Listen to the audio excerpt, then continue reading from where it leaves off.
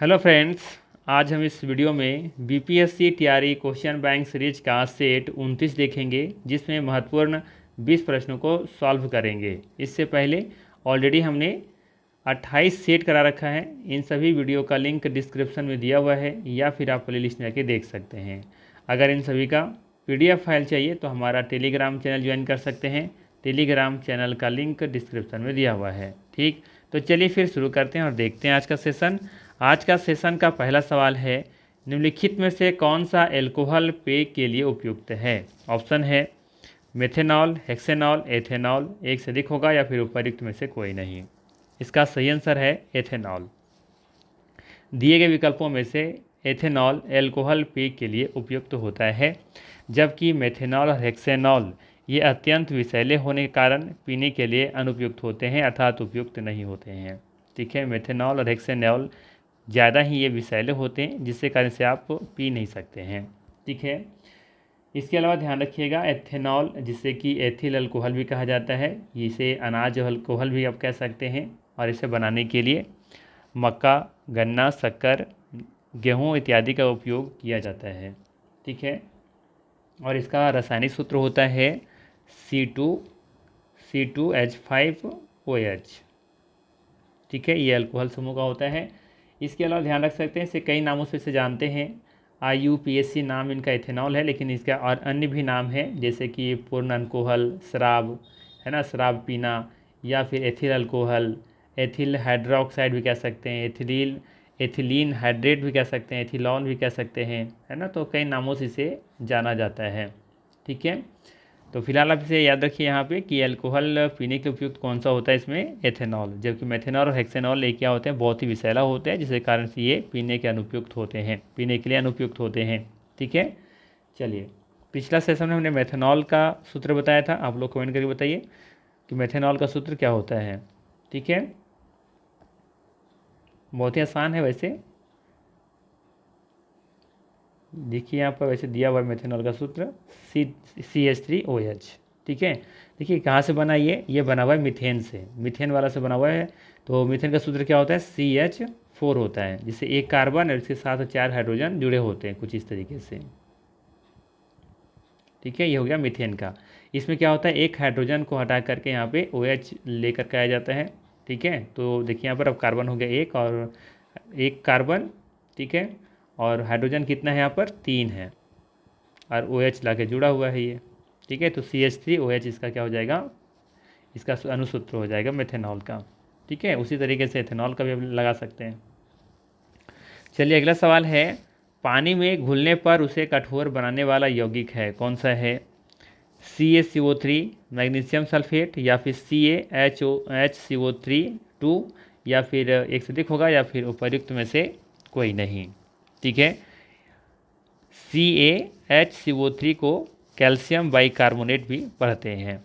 ठीक है, बाकी ये तो कैल्शियम कार्बोनेट है और ये मैग्नीशियम सल्फेट है। ठीक है, और ये क्या है, ये है आपका कैल्शियम बाइकार्बोनेट। तो बताना है कि पानी में घुलने पर उसे कठोर बनाने वाला यौगिक कौन सा है। तो इसका सही आंसर हो जाएगा C ऑप्शन, कैल्शियम बाइकार्बोनेट। ठीक है, ये पानी में घुलने पर पानी को कठोर बना देता है। ठीक है, पानी की कठोरता बाइकार्बोनेट, सल्फेट और कैल्शियम एवं मैग्नीशियम के क्लोराइड की उपस्थिति के कारण होती हैं।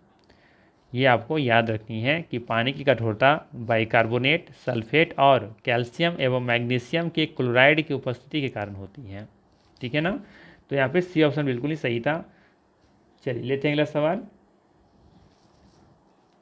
अगला सवाल है कि अम्ल जो अम्लीय KMnO4 का रंग नष्ट कर सकता है। ये KMnO4 क्या है, ये क्लास 10th का बुक में आपको मिल जाएगा, चैप्टर नंबर 3 में। ठीक है, तो क्लास 10th के बुक से अच्छा खासा सवाल पूछे गए हैं इसका मतलब। ठीक है, तो यहाँ से आप देख सकते हैं कि ये KMnO4 क्या है। तो जब मैं क्लास 10th क्लास लेता हूँ तो यहाँ पे उन्हें कई बार हमने बताया, वहाँ पे इसका आंसर क्या हो जाएगा, C6H8O7, अर्थात यहाँ पर जो बी ऑप्शन है वो बिल्कुल यहाँ पे सही है। इसको बोलते हैं सैट्रिक एसिड। क्या बोलते हैं इसे कहा जाता है सैट्रिक एसिड कहा जाता है। ठीक है, ये क्या कहता है, ये KMnO4 को क्या करता है, इसे रंग जो इसका जो होता है वो नष्ट कर देता है। ठीक है, तो ये KMnO4 क्या है, इसे हम लोग पढ़ते हैं पोटेशियम परमैंगनेट। क्या पढ़ते हैं इसे? पोटेशियम परमानेंट पढ़ते हैं इसे। ठीक है, तो याद रखिएगा साइट्रिक एसिड पोटेशियम परमानेंट, जिसे लाल दवा भी कहा जाता है, का रंग नष्ट कर सकता है। ठीक है, तो यहाँ पे बी ऑप्शन बिल्कुल ही सही है। चलिए अगला सवाल है, पूछा गया था, देखिए, निम्नतम अवस्था में हाइड्रोजन परमाणु की कक्षा में एक इलेक्ट्रॉन की चाल होती है, क्या होती है? सी होता है, C/2 होता है, C/137 होता है, एक से अधिक होगा, या फिर उपर्युक्त में से कोई नहीं। तो इसका सही आंसर है C/137, अर्थात सी ऑप्शन यहाँ पे बिल्कुल ही करेक्ट हो जाएगा। निम्नतम अवस्था में हाइड्रोजन परमाणु की कक्षा में एक इलेक्ट्रॉन की चाल कितनी होती है? C/137। ठीक है, तो यहाँ पे सी ऑप्शन बिल्कुल सही है। अगला सवाल है, Al2 फिर अब 2SiO2 और 2H2O निम्नलिखित में से किसका रासायनिक सूत्र है? ये जो लिखा गया है Al2O 2 सिलिकॉन ऑक्साइड 2 कुछ ऐसा है, और फिर 2H2O है, बताना ये किसका रासायनिक सूत्र है? मोनाजाइट का है, चीनी का है, रेत का है, या फिर सदिक होगा, या फिर उपर्युक्त में से कोई नहीं। ठीक है, तो ये है सूत्र चीनी मिट्टी का, यानी कि चाइना जो क्ले होता है ना, उसका, चाइना क्ले का ये सूत्र है ये, तो सीधा सीधा आप याद भी रख सकते हैं।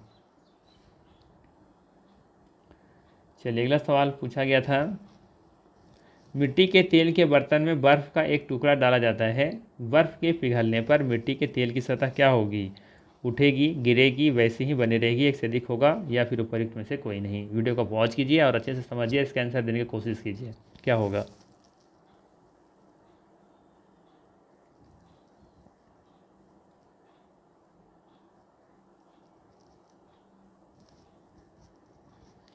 तो चलिए समझने का प्रयास करते हैं कि क्या होगा। देखिए क्या बोला जा रहा है, मिट्टी के तेल के बर्तन में बर्फ़ का एक टुकड़ा डाला जाता है। ठीक, तो चलिए हम यहाँ पे हम ले लेते हैं एग्जाम्पल के लिए, एक ये कि हमारा बर्तन है। ठीक है, इसे हम खाली रखते हैं ऐसा। चलिए एक हमारा ये बर्तन है, ठीक है, जिसमें क्या भरा हुआ है? इसमें पानी भरा हुआ है, कुछ इस तरीके से।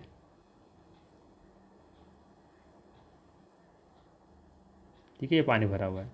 अब हम इसमें क्या कर रहे हैं, ये पानी नहीं है, इसमें मिट्टी का तेल है, ये मिट्टी का तेल भरा हुआ है। अब हम क्या कर रहे हैं, यहाँ से एक बर्फ़ का टुकड़ा ले रहे हैं, जो कि ये मान लेते हैं इतना ऐसा, ये इस तरह से डाल दिए हैं। ठीक है, अर्थात ये पानी में, ये तेल में क्या होगा, 3/4 डूबा होगा। 1/4 जो होगा वो भाग कहाँ होगा? ऊपर होगा, तेल के ऊपर होगा, जाहिर सी बात है ना? आप लोग पहले ही पढ़ चुके होंगे कि जो अपना बर्फ़ होता है वो अपने का 3/4 भाग पानी के अंदर डूबा होता है, जबकि 1/4 भाग ऊपर उठा हुआ होता है। अर्थात कह सकते हैं कि 3/4 जो होता है ना, वो विस्थापित करता है पानी को, या फिर कोई भी लिक्विड जो होगा उसे।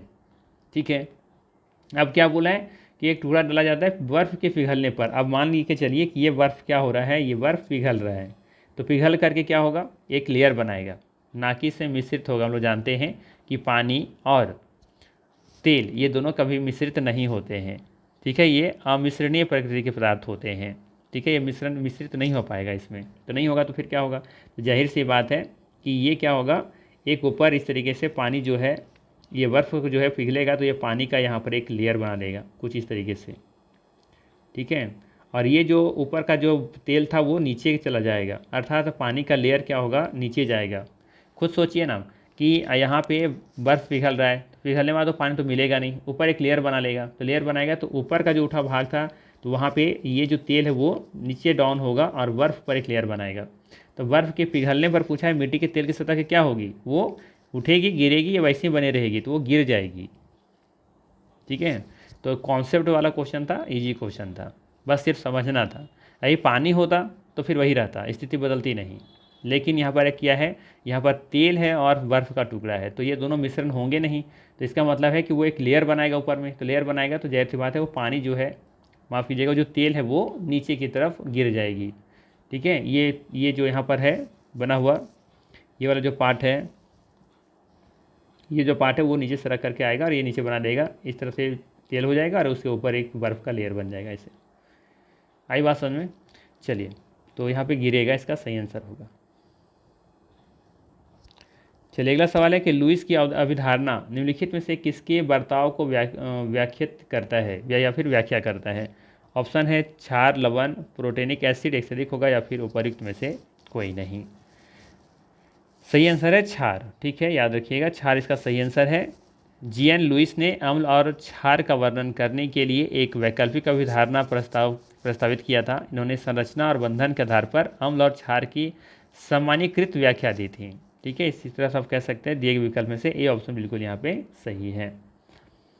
अगला सवाल है उदासीनीकरण प्रक्रिया का उत्क्रम क्या है।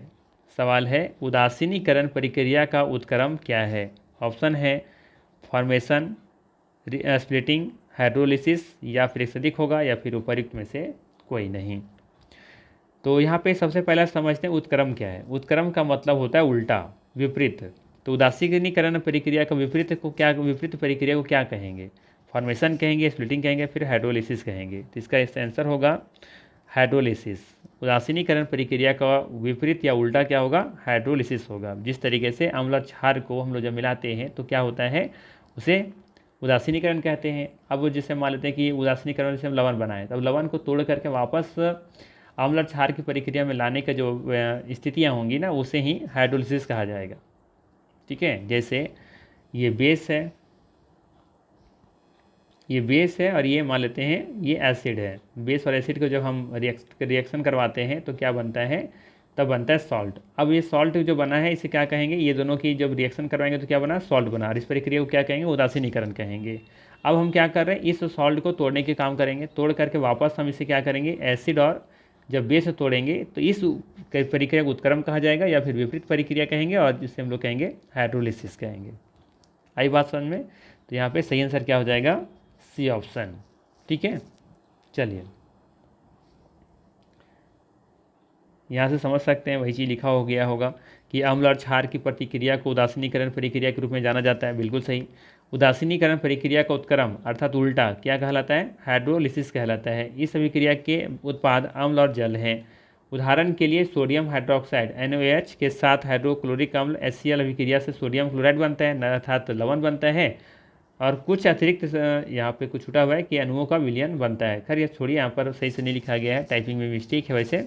ठीक है, तो आपको बस हमने क्या कहा वो आपको याद रखना है यहाँ से कि बेस और अम्ल को जब हम रिएक्शन करवाते हैं, ये दोनों मिलकर क्या बनाते हैं, सॉल्ट बनाते हैं। सॉल्ट को फिर तोड़ने के बाद हमें अम्ल और क्षार के रूप में कुछ प्राप्त होगा, उसे ही हाइड्रोलिसिस कहेंगे या फिर उसी को उत्क्रम कहा जाएगा।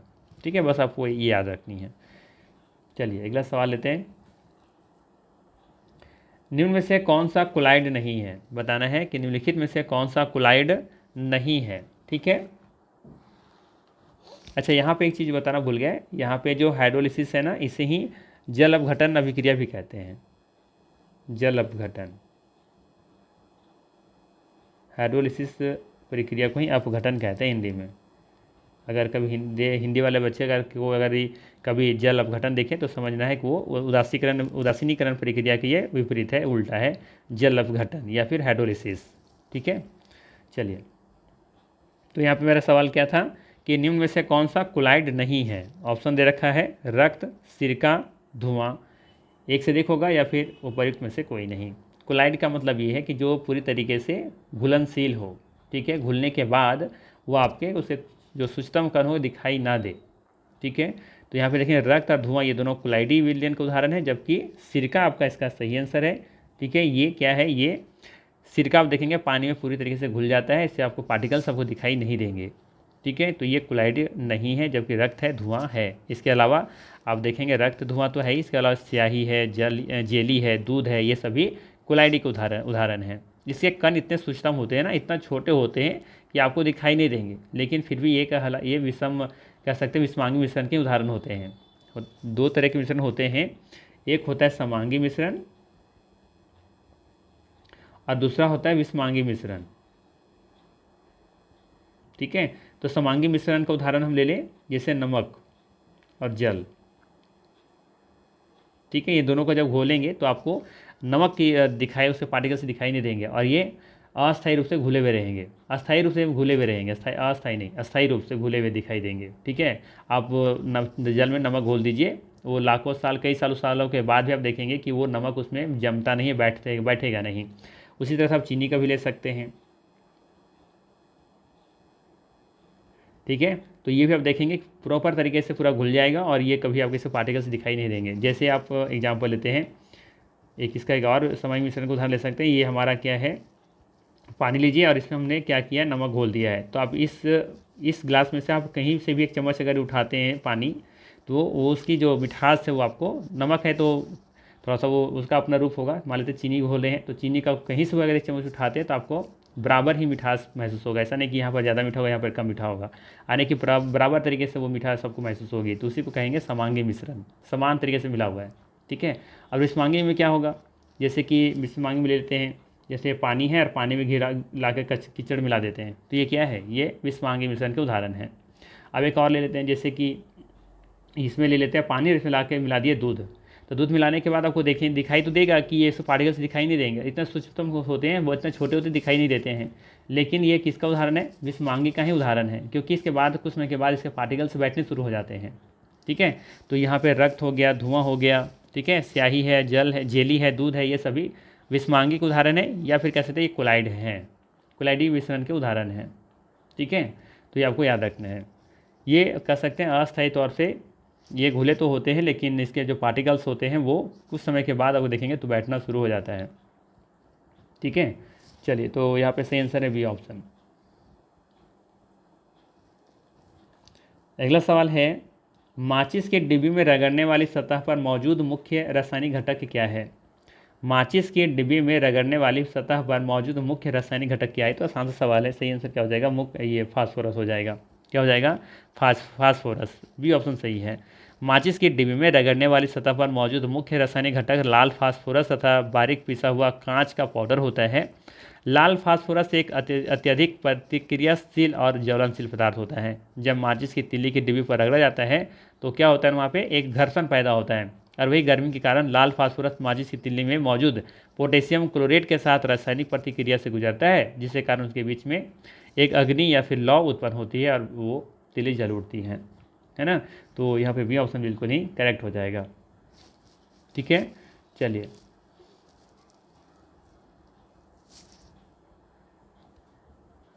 तो थोड़ा सा यहाँ पे समझ लीजिएगा, है ना, जो बेसिक हम जो समझाना चाह रहे हैं।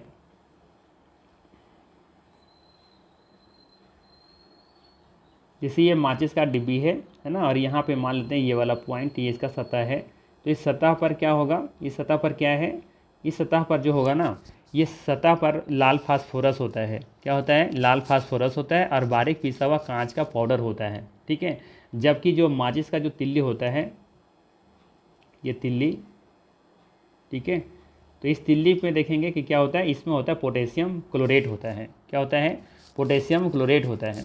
ठीक है, अब जब इसको रगड़ते हैं तो यहाँ पर एक क्या होता है, रासायनिक प्रतिक्रिया से गुजरता है, जिसके कारण उनके बीच क्या होता है, अग्नि की लौ उत्पन्न होती है, जिससे ये माचिस की तिल्ली जल उठती हैं। ठीक है, तो दोनों में ध्यान रखिएगा, ये आपका माचिस है, माचिस की सतह पर क्या होता है, लाल फास्फोरस और बारीक पिसा हुआ कांच का पाउडर होता है, जबकि इस तिल्ली में क्या होता है, पोटेशियम क्लोरेट होता है।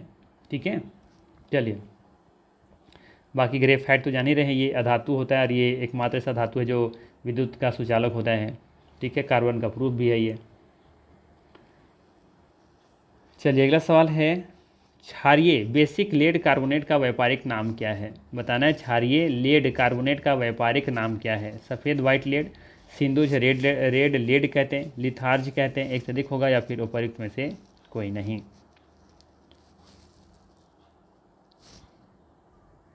सही आंसर है ये ऑप्शन, सफ़ेदा या फिर वाइट लेड। ठीक है, चलिए, अगला सवाल है, परवल अम्ल और दुर्बल क्षारक से बने लवण का पीएच मान क्या होगा। सवाल है, परवल अम्ल और दुर्बल क्षारक से बने लवण का पीएच मान क्या होगा। 7 से अधिक होगा, 7 से कम होगा, 10 से 14 के बीच में होगा, 1 से अधिक होगा, या फिर उपयुक्त में से कोई नहीं। बीपीएससी स्कूल टीचर 2023 का ये सवाल है। ठीक है, तो देखिए यहाँ पर चीज़ों को ध्यान रखना है कि परवल अम्ल और दुर्बल क्षार है। यहाँ पे परवल क्या है, एसिड है, तो इसका मतलब है कि जो लवण बनेगा ना, वो उसका पीएच जो मान होगा वो हमेशा 7 से कम होगा। ठीक है, 7 से कम होगा। तो यहाँ पे एक लिस्ट ले लीजिए आप हमसे, देखिएगा ध्यान से। अगर प्रबल अम्ल, ठीक है, प्लस हम ले रहे हैं दुर्बल अम्ल, ठीक है। तो अब देख सकते हैं यहाँ पर ताकत किसका ज़्यादा है, प्रबल अम्ल का, स्ट्रॉन्ग एसिड का, है ना। ये वीक क्षार होगा ना, यहाँ पे वीक क्षार होगा, दुर्बल क्षार। तब क्या होगा, तब किसका ज़्यादा प्रभाव रहेगा, प्रबल अम्ल का ही रहेगा, अर्थात यहाँ पे इसका जो पीएच होगा वो 7 से कम होगा, ठीक है। अब उल्टा कर देते हैं, अगर यहाँ पे प्रबल हम ले रहे हैं क्षार और दुर्बल ले रहे हैं क्या, अम्ल ले रहे हैं, तब क्या हो जाएगा। तो देखिए स्ट्रॉन्ग क्या है मेरे पास, क्षार है, तो इसका मतलब इसका क्या हो जाएगा, पीएच वैल्यू 7 से अधिक, चाहे सवाल जिस तरीके से पूछे। अब मान लेते हैं हम लेते हैं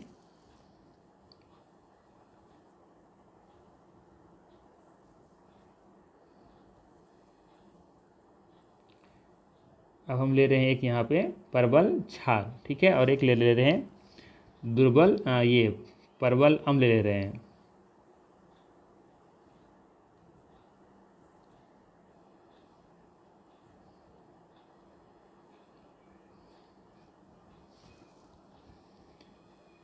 ठीक है, प्रबल क्षार और प्रबल अम्ल ले रहे हैं, तब क्या होगा, तब ये हो जाएगा, इसका जो पीएच होगा वो 7 के बराबर हो जाएगा, 7 के बराबर, ठीक है। बात समझ में आया। अब यहाँ पर उल्टा भी कर सकते हैं, आप यहाँ पर ले लीजिए प्रबल अम्ल और प्रबल क्षार ले लीजिए, बात वही होने वाला है, 7 के बराबर ही आएगा, ठीक है। हाँ, एक चीज़ आप ले सकते हैं, फिर एक और ले सकते हैं दुर्बल, इसको ले लीजिए, चलिए लिख ही लेते हैं जल्दी से।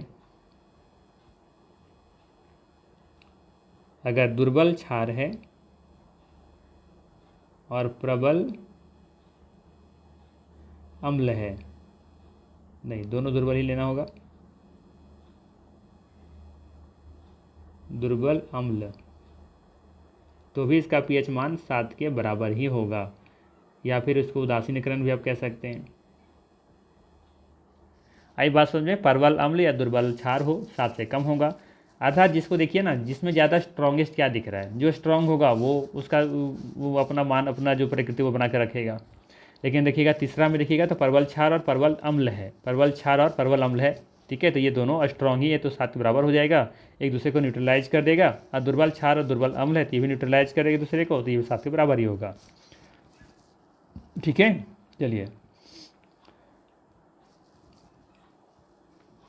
अगला सवाल है, निम्नलिखित में से कौन सा अम्ल क्षार का संकेतक है, कौन सा अम्ल क्षार का संकेतक है, सिरका, हल्दी, खाने वाला सोडा, एक से अधिक होगा, या फिर उपर्युक्त में से कोई नहीं। तो इसका सही आंसर क्या हो जाएगा, बी ऑप्शन हल्दी। हल्दी एक कह सकते हैं यहाँ पे अम्ल क्षार का संकेतक है, ये बताता है कि कौन सा अम्ल है कौन सा क्षार है, ये आपको बताएगा, ठीक है। तो ये संकेतक के रूप में काम करता है हल्दी, कोई दिक्कत नहीं होना चाहिए यहाँ पे। चलिए अगला सवाल लेते हैं, देख सकते हैं यहाँ पर क्या क्या दे रखा है, जो पदार्थ जलीय विलयन में अपघटित होकर के हाइड्रोजन आयन अर्थात H+ देते हैं, यहाँ पे H नहीं होगा, सिर्फ H+ होना चाहिए था, H+ देते हैं, उन्हें अम्ल तथा जो पदार्थ जलीय विलयन में यहाँ भी छूटा हुआ है, जलीय विलयन में अपघटित होकर, ये नहीं होगा यहाँ पर, में अपघटित होकर हाइड्रोक्सिल आयन देते हैं, क्षार कहलाते हैं। अम्ल स्वाद में खट्टे होते हैं, क्षार स्वाद में कड़वे होते हैं। अम्ल का पीएच 7 से नीचे होता है, जबकि क्षार का पीएच 7 से ऊपर होता है, जो कि हम पहले भी बता चुके हैं। इन्हें पहचानने के लिए अम्ल क्षार सूचक का प्रयोग किया जाता है।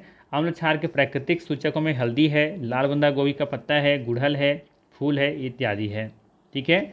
हल्दी पीले रंग की होती है, इसे अम्लीय विलयन में डालने पर यह पीली हो रहती है, जबकि क्षारीय विलयन में डालने पर यह लाल हो जाता है, ठीक है, ध्यान रखना है। हल्दी जो है ना ये पीले रंग की होती हैं, और इसे अगर ये अम्लीय विलयन में डालेंगे तो ये डालने पर यह पीला ही रह जाएगा, ठीक है। सिंपल से समझिए, यहाँ पर हम क्या ले रहे हैं, पीला हल्दी है हमारे पास, या फिर सिर्फ पीला छोड़िए हटाइए, आप हल्दी समझिए, हल्दी किस कलर का होता है, पीला कलर का होता है। आप क्या ले रहे हो, पहले ले रहे हैं अम्ल ले रहे हैं, और दूसरी बार ले रहे हैं क्षार, तब क्या होगा, तब ये होगा कि हल्दी जब अम्ल के साथ आप रिएक्ट करवाएंगे तो ये पीला कलर का ही रहेगा, और क्षार में जब डालेंगे, क्योंकि हल्दी का कलर पीला है तो पीला ही रह जाएगा, और क्षार में जब डालेंगे तो ये हो जाएगा लाल। अगर आप एक स्टूडेंट है तो इसका अनुभव भी आप किए होंगे, जब कभी आप पार्टी शादी में या कहीं भी गए होंगे तो आपके शर्ट पर जब ये हल्दी या जब कुछ सब्जी वगैरह गिर जाता है तो उसमें हल्दी की मात्रा होता है, तो वो आपका शर्ट पर दाग लग जाता है। ठीक है, अब जब वापस से जाकर जाते हो कपड़ा धोने के लिए, वॉशरूम में जब से जाकर के धोते हो, धोने के बाद देखना कि उसमें जब पौध लगाते हैं उस पर साबुन, तो साबुन हम जानते हैं कि क्षारीय प्रकृति का होता है, तो देखेंगे कि वो वहाँ पे जब तक उसका अंश है किसका, साबुन का या सर्फ का, तो वो पीला लाल दिखाई देगा, लेकिन जैसे उस पर धो देंगे, साफ़ कर देंगे, तो फिर वो पीला वापस आ जाएगा। ऐसा आप महसूस किए होंगे। तो सिंपल सा, हल्दी क्या एक सूचक की तरह काम करता है, अम्ल के साथ उसमें कोई रिएक्ट नहीं करता। ठीक है, और अगर वो लाल हो जाए इसका मतलब है कि उस पर आप क्या डाल रहे हैं, क्षार डाल रहे हैं। ठीक है, बेस डाल रहे हैं। तो एक तरह से कह सकते हैं साबुन या सर्फ क्या होता है, क्षारीय प्रकृति का होता है। इसलिए तो जब हम हल्दी लगे हुए शर्टों पर हम जब डालते हैं तो उसका कलर चेंज होकर के लाल हो जाता है। चलिए अगला सवाल है, शुष्क बुझे हुए चूने पर क्लोरीन गैस की क्रिया से कौन सा पदार्थ बनता है। शुष्क बुझे हुए चूने पर क्लोरीन गैस की क्रिया से कौन सा पदार्थ बनता है। ऑप्शन दे रखा है कैल्शियम क्लोराइड, विरंजक चूर्ण, या फिर हाइड्रोक्लोरिक अम्ल, एक से अधिक होगा, या फिर उपर्युक्त में से कोई नहीं। तो याद रखिएगा क्या बनता है, विरंजक चूर्ण बनता है। ठीक है, तो यहाँ पे बी ऑप्शन बिल्कुल ही सही होगा। शुष्क बुझे हुए चूने से क्लोरीन गैस की क्रिया कराने पर विरंजक चूर्ण प्राप्त होता है। ठीक है, या फिर हम रिएक्शन के बारे में बात करें तो शुष्क बुझे हुए चूने का जो फार्मूला होता है वो होता है CaOH होल ट्वाइस। ठीक है, प्लस में हम किसका रिएक्शन करवा रहे हैं, क्लोरीन के साथ, तो क्या बनेगा, ये बनाएगा CaOCl2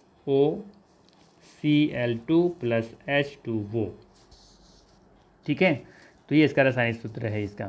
ठीक है, तो यहाँ पे ध्यान रखिएगा इसका, इसे हम लोग कहते हैं विरंजक चूर्ण। चलिए अगला सवाल है,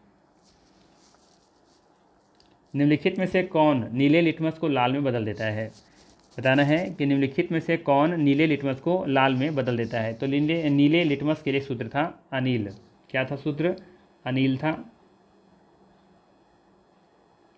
अर्थात आ से क्या हो गया, अम्ल जो है वो नीले लिटमस को क्या करता है, लाल कर देता है। आई बात समझ में, अनिल याद रखना है, नीले लिटमस को क्या करता है, ये लाल कर देता है। अनिल याद रखना है आपको, सिंपल सा फार्मूला। ठीक है, अम्ल जो होगा वो नीले लिटमस को क्या करेगा, लाल कर देगा। ठीक है, तो देखिए इसमें से दिए गए विकल्प में से फिर अम्ल कौन सा है, एसिड कौन सा है, तो वॉशिंग सोडा का घोल, ये तो आपका क्षार हो गया। ठीक है, बेकिंग सोडा का घोल, ये भी क्या है आपका, ये भी क्षार है। ठीक है, तो क्या बचा, सिरका। सिरका क्या होता है, एसिडिक नेचर का होता है, तो अर्थात इसका बी ऑप्शन बिल्कुल ही सही होगा। सिरका जो है वो नीले लिटमस को लाल में बदल देगा। ठीक है, आसान सा सवाल था, ऐसा कोई बड़ा सवाल नहीं है यहाँ। दूसरा ट्रिक है आपका छलनी। क्या है, छलनी है।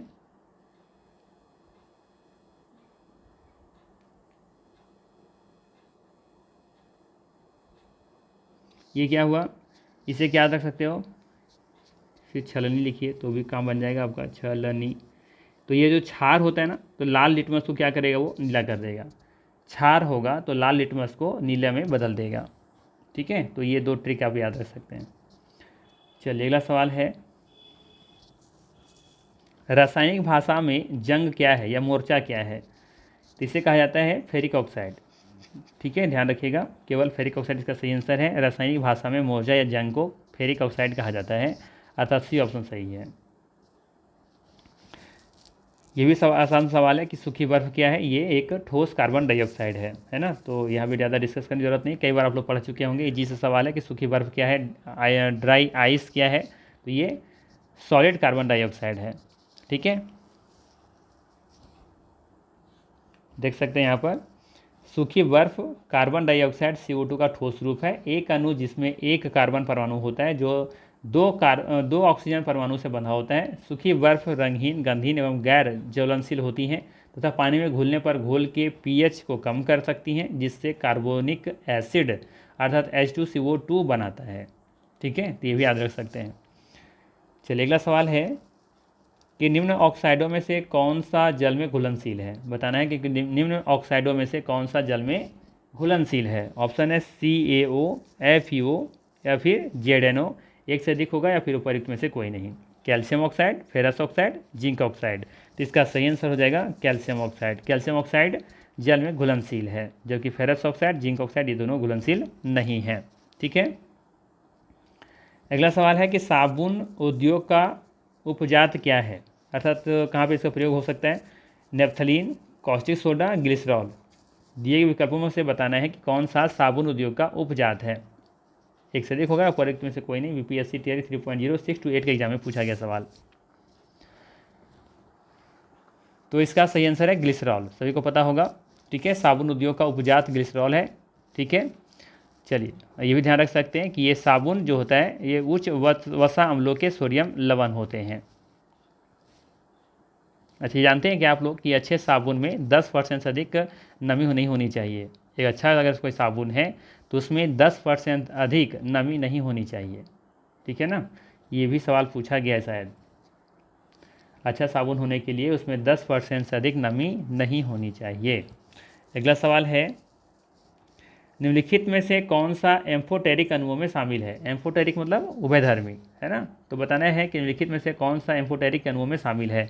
ऑप्शन है एसिटिक अम्ल, मैलिक अम्ल, जल, एक से अधिक होगा या फिर उपयुक्त में से कोई नहीं। सही आंसर है यहाँ पे जल। जल देखेंगे कि ये अम्ल और क्षार दोनों की तरफ बिहेव करता है।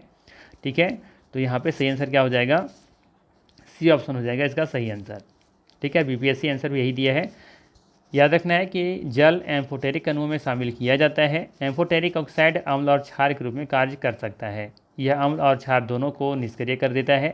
इसके उदाहरण हैं जैसे कि एल्युमिनियम ऑक्साइड और जिंक ऑक्साइड। तो ये था महत्वपूर्ण 20 प्रश्न। अगर वीडियो अच्छा लगा हो तो लाइक ज़रूर कीजिएगा, चैनल पर नए हैं तो सब्सक्राइब कीजिएगा। बाकी फिर मिलते हैं हम लोग इसी तरह के नेक्स्ट वीडियो में। Thanks for watching.